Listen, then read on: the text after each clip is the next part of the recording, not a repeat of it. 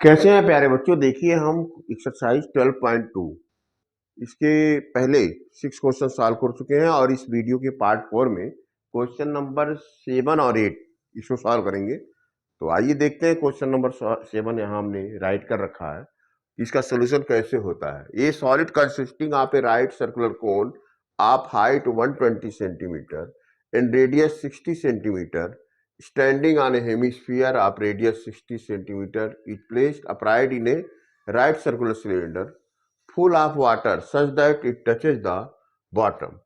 Find the volume of water left in cylinder if the radius of cylinder is 60 centimeter and its height is 180 centimeter. ये देखिए diagram हमने बना दिया है।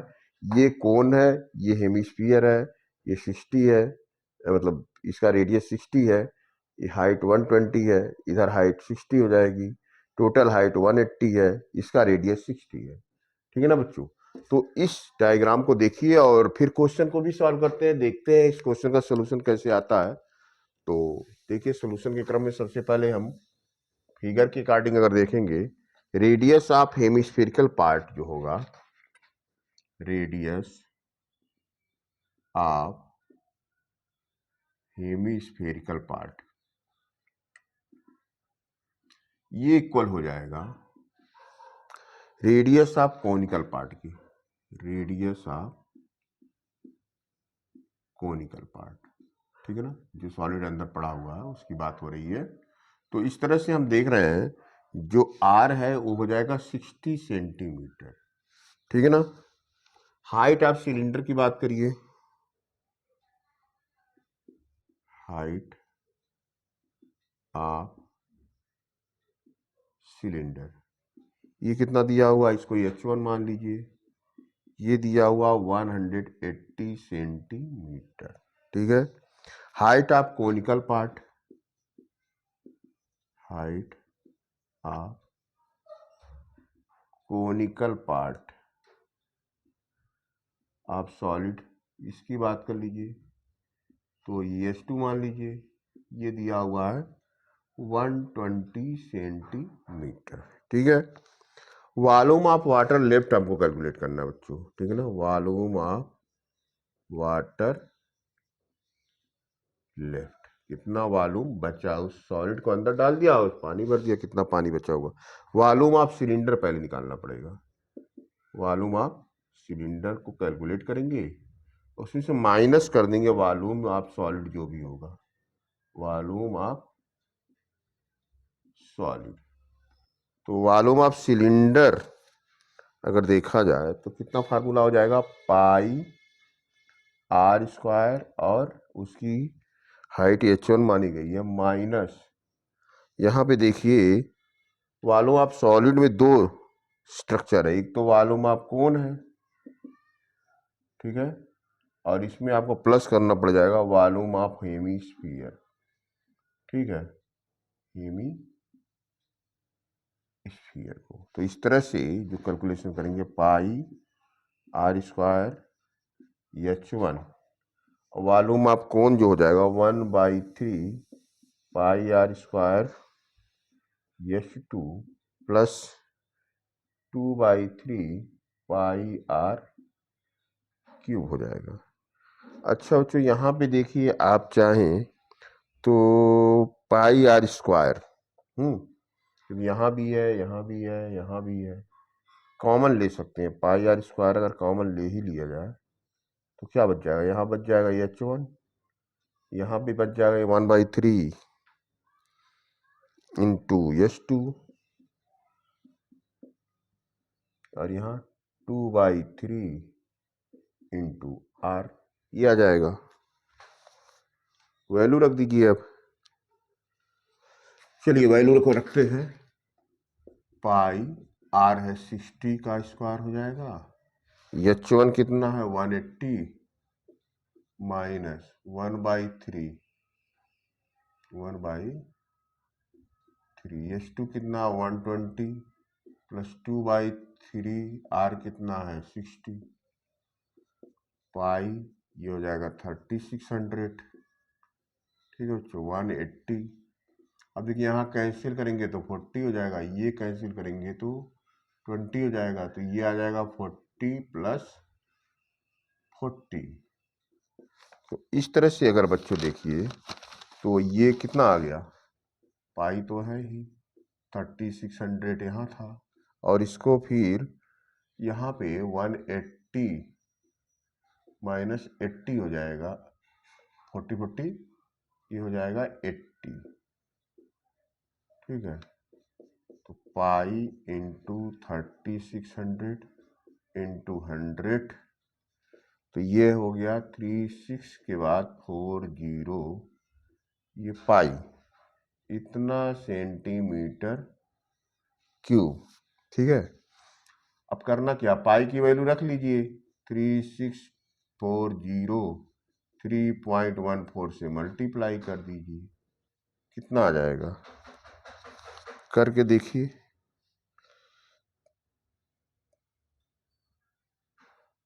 कितना आएगा, 3.14 कर लेते हैं, 361234 3.14। ठीक है,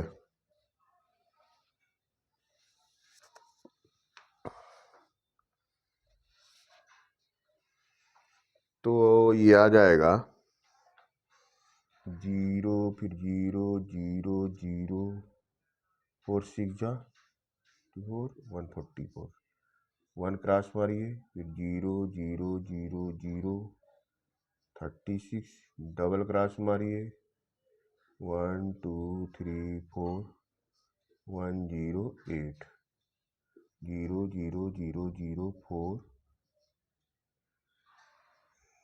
ये हो जाएगा।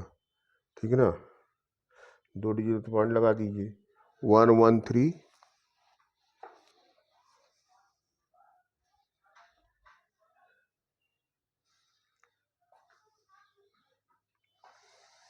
देखिए 11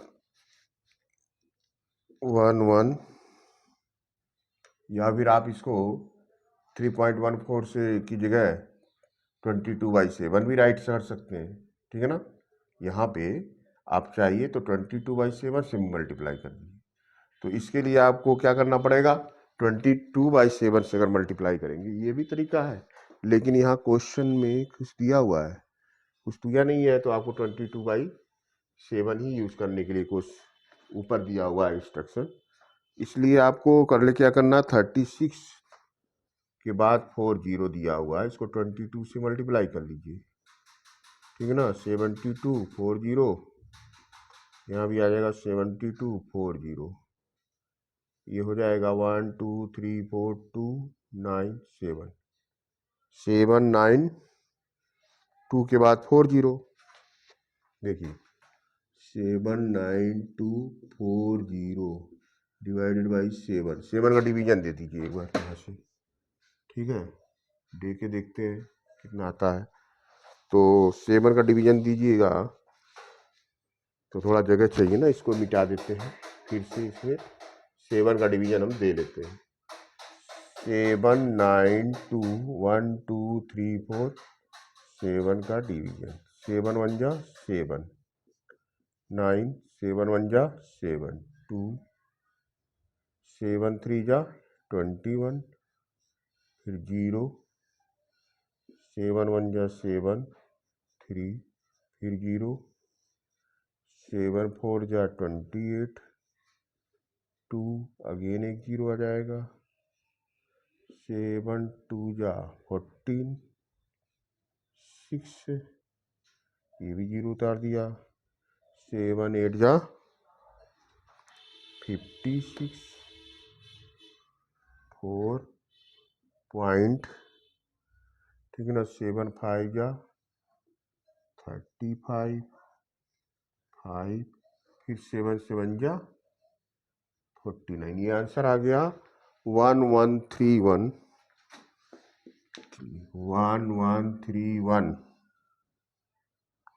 428.57 इतना सेंटीमीटर क्यूब। और अगर इसको मीटर क्यूब में कन्वर्ट करना है बच्चों, तो देखिए इसको डिवाइड कर लेना पड़ेगा 1 के बाद 6 जीरो। लिखिए मीटर क्यूब में कन्वर्ट करने का तरीका 113148.57, ठीक है। और ये हो जाएगा 1 के बाद 6 जीरो, इससे डिवाइड करना पड़ेगा। ये हो जाएगा 1.131 मीटर क्यूब की। तो चाहे सेंटीमीटर में लिख लीजिए या मीटर क्यूब में लिख लीजिए, बात तो एक ही है, क्योंकि 1 मीटर क्यूब इक्वल टू होता है ये, ठीक है ना, इतना सेंटीमीटर क्यूब की, ठीक है। इस तरह से देखिए बच्चों, ये क्वेश्चन नंबर 7 इस तरह से कैलकुलेशन कर लीजिएगा और ये आपका आंसर आ जाएगा। आपको पता क्या करना था, ये देखिए यहाँ पे आपने लिखा हुआ है वॉल्यूम ऑफ जो वाटर लेफ्ट था, यही पता करना था। ये आ गया 1.131 मीटर क्यूब, ठीक है बच्चों। तो देखिए क्वेश्चन आप लगाते चले आ रहे हैं, अभी क्वेश्चन नंबर 1 2 3 4 5 6। तो ये क्वेश्चन नंबर 7 भी उसी तरह का कुछ क्वेश्चन था, जिसमें जो है आपको पहले वॉल्यूम ऑफ सिलेंडर निकाल लेना था, फिर वॉल्यूम ऑफ सॉलिड जो कि कोन और हेमिस्फीयर था उसको निकाल के सॉल्व कर लेना था। इस तरह से आंसर आ जाता। पेपर पेन उठाइए, सॉल्व करिए, काफ़ी इजी है, कोई दिक्कत नहीं होगी, ठीक है ना। बस वीडियो को लगातार वॉच करिए और सब्सक्राइब करिए, शेयर करिए। कोई प्रॉब्लम आती है कमेंट करिए, सोल्यूशन लाने का प्रयास करेंगे। आइए क्वेश्चन नंबर 8 जो कि इस एक्सरसाइज का लास्ट क्वेश्चन है, उसको भी सॉल्व कर लेते हैं।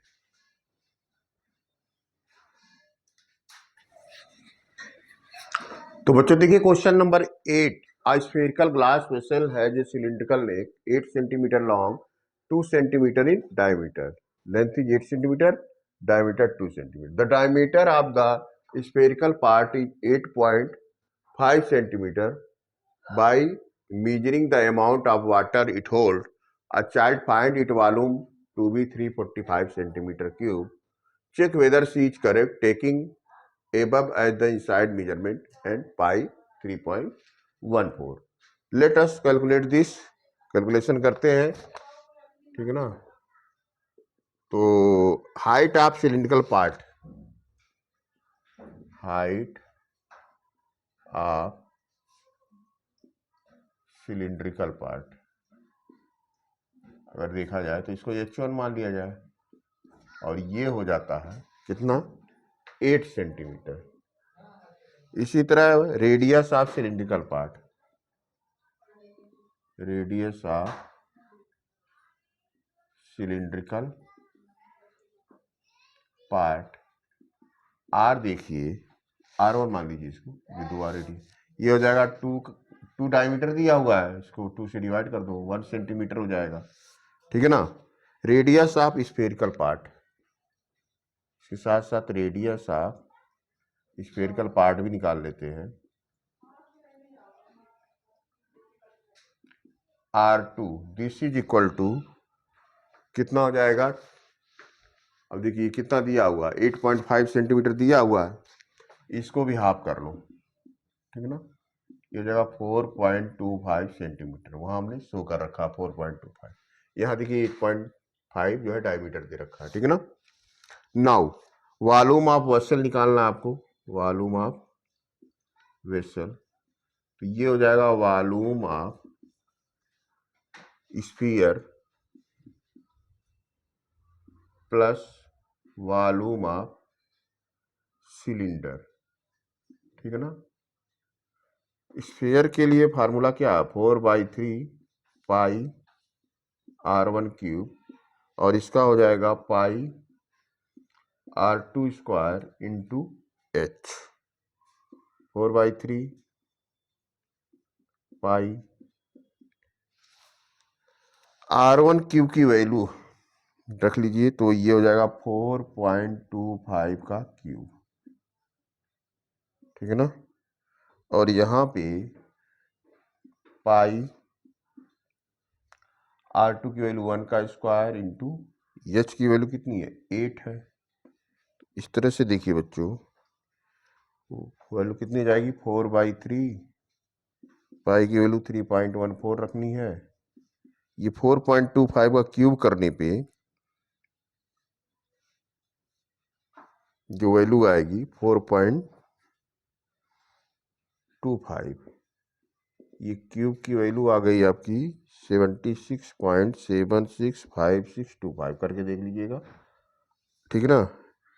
और इसी तरह जब इसको मल्टीप्लाई करेंगे, ठीक है, ये सब चीज़ों से 4.25 को, ठीक है, तो वैल्यू जो है यहाँ पे कैलकुलेट करके देखिएगा, ये आ जाएगा काट कूट के 321.392। रफ में आप सॉल्यूशन कर लीजिएगा, इसका क्यूब निकालिएगा, इससे मल्टीप्लाई करिएगा, फिर 3 का लास्ट में डिवीजन देंगे और ये आ जाएगा, ठीक है, 3.14 इंटू 8, इस तरह से 321.392 और ये हो जाएगा 8 4 जा 32, 8 1 जा 8 3 11, ये हो जाएगा 25.12। ऐड कर दीजिए इन दोनों को, 321.392 और उसमें 25.12 को ऐड करेंगे, ये आ जाएगा 346.512, 346.512 सेंटीमीटर क्यूब, ठीक है ना। तो इस तरह से देखिए, तो जो चाइल्ड है वो रॉन्ग है, क्योंकि आंसर ये आना चाहिए और चाइल्ड का आंसर कितना आया है 345। तो आंसर में लिख दिए, hence the child is wrong. Correct answer क्या है, correct answer is 346.512 centimetre cube. तो बच्चों देखिए, इस तरह से क्वेश्चन नंबर 8 का सॉल्यूशन हमने आप लोगों के सामने रखा और इसी के साथ ये एक्सरसाइज खत्म होता है। चैप्टर 12 भी, इसमें भी 2 एक्सरसाइज थे, दोनों खत्म हो गए। अब जल्दी मिलते हैं एक नए एक्सरसाइज के साथ, चैप्टर नंबर 13, और तब तक आप ये सारे क्वेश्चन जो हमने अभी एक्सरसाइज 12.2 में स्टडी किया, पेपर पेन उठाइए, सॉल्व करते रहिए और मुझे पूरा विश्वास है कि आप इसको अच्छे से समझ पाएंगे, आपको कोई प्रॉब्लम नहीं आएगी। ओके बच्चों, बाय बाय।